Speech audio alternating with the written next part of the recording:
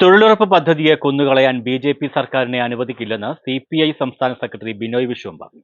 എൽ.ഡി.എഫിന്റെ തെക്കൻ മേഖലാ വികസന മുന്നേറ്റ ജാഥയ്ക്ക് കരുനാഗപ്പള്ളിയിൽ നൽകിയ സ്വീകരണത്തിൽ സംസാരിക്കുകയായിരുന്നു അദ്ദേഹം.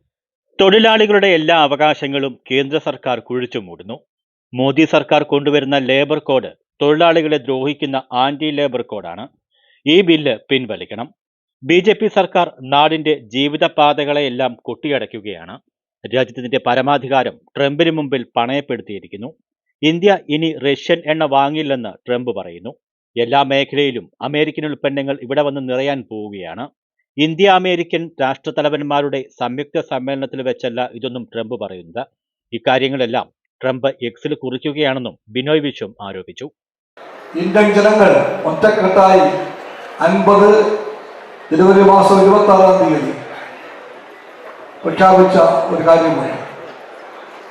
ആ കാര്യം ഇന്ത്യ റിപ്പബ്ലിക്കായി മാറിയപ്പോൾ നാം പറഞ്ഞ കാര്യമാണ്. ആ കാര്യം എല്ലാവർക്കും ഓർമ്മയുണ്ട്. അതാണ് ഭരണഘടനയുടെ ആമുഖത്താളിൽ ആർക്കും വായിക്കാൻ പാകത്തിന്.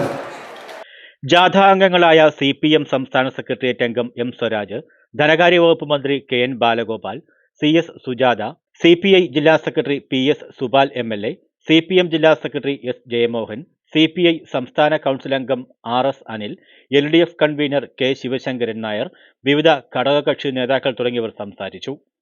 News bureau, Karunagappally.